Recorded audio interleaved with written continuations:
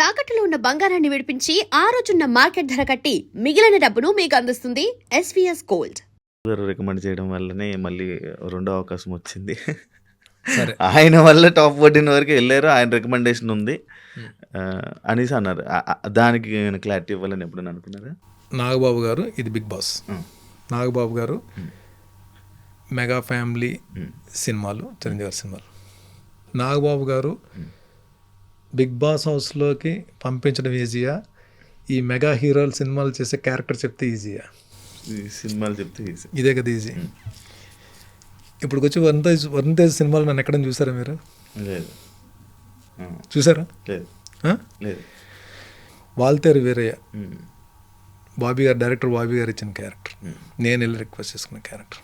ఉమ్, ఒక సినిమాలో వేషం ఆడడానికే 10 సార్లు ఆలోచించి ఆలోచించి ఆలోచించి ఆయన్ని ఉమ్, అడగడానికి కూడా మొహమాటపడి దగ్గరికి వెళ్ళి కూడా అడగడం మానేసిన రోజులు చాలా ఉన్నాయి. ఉమ్, మాకు మేముగా ఒక క్యారెక్టర్ సంపాదించుకుని వెళ్ళి, సార్ క్యారెక్టర్ వచ్చింది సార్ అని చెప్పండి, ఆయన శభాష్ అని చెప్పంటారు. ఉమ్, అస్సలు రికమెండేషన్ కానీ ఒక మాట చెప్పడం కానీ ఇప్పుడు సినిమాలకే జరగనప్పుడు నిజంగా ఆయన మేనేజ్మెంట్ ఒకవేళ నిజంగానే నాగబాబు గారు చెప్పాలని చెప్పండి, ఈ పాటికి నేను ఎన్ని సినిమాలు చేసేయాలి.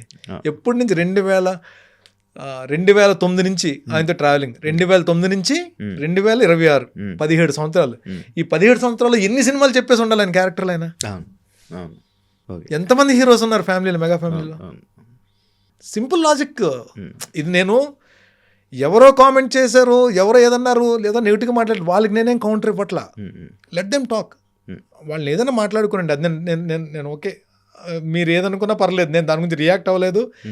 ఈవెన్ హౌస్లోంచి వచ్చిన తర్వాత కూడా నన్ను ఆమె నెగిటివ్గా మాట్లాడడం గురించి నేను నెగిటివ్గా మాట్లాడలేదు, కానీ మీరు అడిగారు కాబట్టి చెప్తున్నా. అవును. బిగ్ బాస్ హౌస్లోకి పంపించడం ఈజీయా, క్యారెక్టర్లు చెప్పడం ఇది ఈజీ కదా? ఇదే జరగలేదు కదా మాకు, అదేం జరుగుతుంది అసలు? అదే కాకపోతే ఒకటి జరిగింది, రెండోసారి వచ్చేసినప్పుడు సెకండ్ ఎంట్రీకి మాత్రం మళ్ళీ వెళ్ళి అడిగా.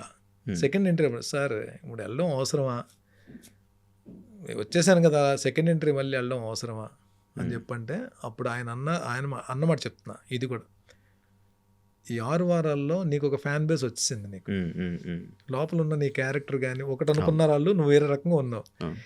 ఈ ఫ్యాన్ బేస్ అందరూ కొంత హోప్స్ పెట్టుకున్నారు, వాళ్ళ కోసమైనా నువ్వు వెళ్ళాలి భరణి అని చెప్పి అన్నారు. You have to go for them, well.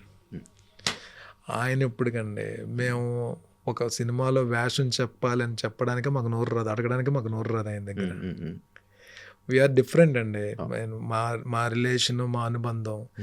ఆయన నాకు ఒక్కటే హ్యాపీయెస్ట్ పార్ట్ ఏంటంటే, ఆ స్టేజ్ మీదకి వచ్చినప్పుడు ఆయన ఎక్కడి నుంచో ట్రావెల్ చేసి వచ్చారు, అదర్ కంట్రీ నుంచి వెళ్ళి ఆ జెట్ లాక్లో ఉండి నీరసంగా ఉండి నిద్రలేదు.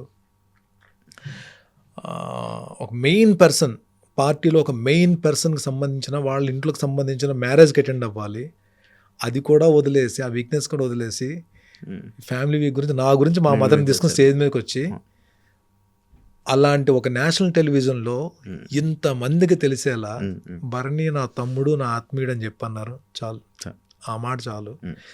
జనాలు ఎవరేమనుకుంటే, ఎవరేం మాట్లాడుకుంటే నాకు ఎందుకండి, the brother from another mother, ఒక దేవుడిచ్చిన ఒక అద్భుతమైన బహుమతి ఆయన మాకు, నాకే కాదు, ఆయన చుట్టుపక్కల ఒక 5-6 ఉన్నాం, మా అందరికీ కూడా ఒక విలువైన దేవుడిచ్చిన గిఫ్ట్ ఆయన మాకు. ఎందుకంటే ఆయన వలన మాకు కెరీర్లో ఏం జరిగిందో మాకు తెలియదు, కానీ మా జీవితాల్లో మా అందరికి మంచిగా జరిగింది. హెల్త్ పరంగా కానీ, మా ఫ్యామిలీస్ పరంగా కానీ, మా ఆలోచన విధానంలో కానీ ప్రతిదీ కూడా చాలా మంచి మార్పులు వచ్చాయి మా అందరికీ కూడా. నాతో పాటు 4-5 వాళ్ళందరూ కూడా మంచి మార్పులు వచ్చాయి. Is a gem of a man అండి. ఏ టాపిక్ ఇచ్చినా, ఏది ఇచ్చినా సరే మాట్లాడగలరు. బుక్లా డిప్యూటీ సీఎం గారి లాగా, ఆయన లీడర్ గారి లాగా ఈయన కూడా బుక్స్ ఎక్కువ చదువుతారు. విపరీతం నాలెడ్జ్, మంచి ఏదో చెడోదో తెలుసు. అందుకనే ఇప్పుడు మీకు ఎందుకు చెప్పాను, నేను ఎందుకు చెప్తున్నాను మా వాళ్ళకి, ఏమైనా నెగిటివ్ కామెంట్స్ వచ్చినా సరే మీరు జస్ట్ కౌంటర్లు ఇవ్వకండి, జస్ట్ వదిలేయండి, దానికి మళ్ళీ మీరు కౌంటర్లు ఇవ్వకండి. ఇది ఎక్కడి నుంచి, ఇలాంటి ఆలోచనలు ఎక్కడి నుంచి వస్తాయి? మీరు ఒకటే, మీకు మందు అలవాటు లేదు, 5 మందు అలవాటు ఉన్న ఫ్రెండ్స్తో పాటు మీరు తిరిగారు అనుకోండి, మీరు 6వ వ్యక్తి అవుతారు. 5 ప్యాక్ ఆడే బ్యాచ్ తోటి మీరు తిరిగారు అనుకోండి, మీరు 6వ వ్యక్తి అవుతారు, ప్యాక్ ఆడే బ్యాచ్ అవుతారు. 5 టెన్షన్ పార్టీ తోటి మీరు తిరిగారు అనుకోండి, 6వ వ్యక్తి అవుతారు, మీరు టెన్షన్ పార్టీ అవుతారు. 5 ఫిజికల్ ఫిట్నెస్ వాళ్ళతో మీరు తిరిగారు అనుకోండి, ఆటోమేటిక్గా మీరు కూడా జిమ్కి వెళ్ళి ఫిజికల్ ఫిట్నెస్ సంపాదించాలని ఆలోచన వస్తుంది. 5 మంచి వ్యక్తిత్వం ఉన్న మనుషులతో పాటు మీరు తిరుగుతున్నారు అనుకోండి, మీకు కూడా వ్యక్తిత్వం డెవలప్ అవుతుంది. This what happens. Your friends, me friends ఎవరో చెప్తే మీరేంటో నేను చెప్తా. సింపుల్ అంటారా? ఇప్పుడు నేను బయటకు వచ్చిన అన్న వాళ్ళు బయటకు వచ్చిన తర్వాత ఇంటర్వ్యూలు ఇలా అన్నారన్న అంటే ఏమైంది? ఇప్పుడు వాళ్ళకి నాకు హౌస్ లేని గొడవలు అయ్యాయా? ఏం డిస్కషన్ లేవన్నా? లేవు కదన్నా, మరి మనతో గొడవ అవ్వకుండా కూడా ఎందుకు వచ్చి మాట్లాడారన్నా అంటే, అబ్బాయి అది నా మీద కోపం కాదు, వేరే వాళ్ళని సపోర్ట్ చేసే ప్రాసెస్లో కంపల్సరీ నా గురించి మాట్లాడాలి. అది మనల్ని ఏదో తొక్కేద్దాం, మనల్ని కొట్టేద్దాం అని కాదు, వేరే వాళ్ళని సపోర్ట్ చేస్తున్నారు కాబట్టి ఆ టైంలో ఎవరు అవతల వైపు అపోనెంట్ అని చెప్పి వాళ్ళు ఫీల్ అవుతున్నారు, వాళ్ళ గురించి బ్యాడ్గా మాట్లాడతారు. మాట్లాడి దట్స్ నాట్, దాన్ని మీరు తీసేసుకోక నేను బాధపడాలి కదా, మీరు ఎందుకు మీరు కూల్గా ఉండండి. This what I said. మా వాళ్ళతో ఏం చెప్పాను నేను, మా కజిన్స్ ఇద్దరితో అదే చెప్పాను. అన్న వాళ్ళు ఇలా మాట్లాడారన్న, మాట్లాడినే ఉంటారు బాబు, ఇప్పుడు ఏమైపోయింది హౌస్లో వాళ్ళకి నాకేమైనా గొడవ అవ్వడం చూసారా అని చెప్పాను. లేదన్నా, మరి గొడవలు అన్నప్పుడు ఎందుకు మాట్లాడాలంటే, మాట్లాడంటే మన మీద కోపం కాదు, మన మీద శత్రుత్వం కాదు, వాళ్ళకి మనకు ముఖ పరిచయం లేదు, బయటకు వచ్చి మన గురించి అలా మాట్లాడుతున్నారంటే అది మన మీద కోపం కాదు, వేరే వాళ్ళకి సపోర్ట్ చేస్తున్నారు కాబట్టి మన మీద అలా మాట్లాడారు. ఇలా ఆలోచిస్తే మీకు ఎప్పుడు కోపం రాదురా బాబు, వదిలేయండి రా బాబు అని చెప్పాను. అన్న మరి రేపు వాళ్ళు కనబడితే వాళ్ళు మాట్లాడదాం. మనం వెళ్ళి నా గురించి ఆ రోజు మీరు ఇంటర్వ్యూలో అలా మాట్లాడారండి, నాకు చాలా బాధగా ఉంది, చాలా అద్భుతంగా మాట్లాడింది, ఎంత ఎమోషన్స్ ఏమి ఉండవు కదా.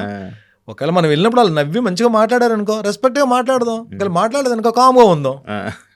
దట్స్ ఇట్ కదా. అదే మనిషి అవసరం అన్నది ఎప్పుడు ఏ రకంగా అవసరం ఏర్పడుతుంది తెలియదు. నేను చెప్పను, నేను హౌస్లోంచి 2-3 బయటకు వచ్చిన తర్వాత నా హెల్ప్ అవసరమైంది. ఇప్పుడు వాళ్ళు కాల్ చేసినప్పుడు, నువ్వు హౌస్లో ఉన్నప్పుడు టాస్క్లో నువ్వు అక్కడ స్ట్రాటజీ ఉపయోగించావు కాబట్టి ఇప్పుడు ఈ హెల్ప్ నేను చేయను, అలాగే ఎవడన్నా మాట్లాడతాడండి. రాత్రి 11:30 ఫోన్ వచ్చినప్పుడు ఎవరైనా ఈ హెల్ప్ కావాలన్నప్పుడు ఇమ్మీడియట్గా మన వల్ల అవుతుంటే ఇమ్మీడియట్ రియాక్ట్ అవుతాం కదా. That's what happened. అదే నేను అన్నా, we are not artist, we are not contestants. ముందు మనం ఏంటి, మనిషి కాబట్టి మనిషిగానే ప్రవర్తిస్తాం. బయటకు వచ్చిన తర్వాత అందరూ హ్యాపీగా ఉన్నాం. ఇమాన్యుల్ రెగ్యులర్ కాల్ చేస్తాడు.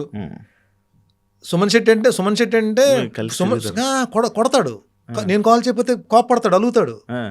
సుమన్ శెట్టి ఏంటంటే ఇప్పుడు నాకు వీక్నెస్, నాకు లేదు నిజంగానే. ముందు కనబడినామంటే ఇలా పట్టుకుని ఇలా చూస్తాడు, ఇలాగా ఇక్కడ ఉంటాను కదా ఇలా చూస్తాడు, ఏంటి తమాషాలుగా ఉందా నాకు కాల్ చేయలేదండి. రాత్రి 12:30 కాల్ చేస్తాడు.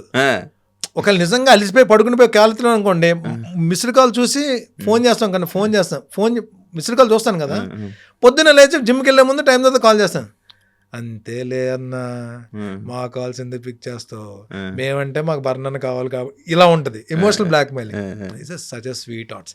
అందరూ 22 మంది బంగారాలండి, అందరు మంచోళ్ళు, ఎవరి కెరీర్ ప్లానింగ్స్ వాళ్ళకి ఉన్నాయి. కానీ అక్కడ హౌస్లో ఏంటంటే ఇంకా తప్పదు, ఇంకా ఒకరినొకరు ఓడించుకుని వెళ్ళాలి కాబట్టి అది గేమే అలాంటి రియాలిటీ షో కాబట్టి ఒక చిన్న మనస్పర్ధలు ఉన్నా సరే ఎండ్ ఆఫ్ ద డే బయటకు వచ్చిన తర్వాత, నేను ఈరోజు చెప్తున్నా, మా కజిన్స్ ఇక్కడ 2 ఉన్నారు అడగండి, మా కజిన్స్ 2 ఇక్కడ ఉన్నారు అడగండి. మన నేరేషన్ అవుతుంది కదా, సబ్జెక్ట్ నేరేషన్ అవుతుంది కదా, నేరేషన్ అంతా అయిపోయిన తర్వాత నేను I don't want reveal that name, ఒక కంటెస్టెంట్ పేరు చెప్పి ఈ వ్యక్తికి ఏమైనా క్యారెక్టర్ మీరు ఇవ్వగలరని అడగండి. ఓకే, ఈ వ్యక్తికి ఏదైనా క్యారెక్టర్ ఉంటే సెట్ చేయండి.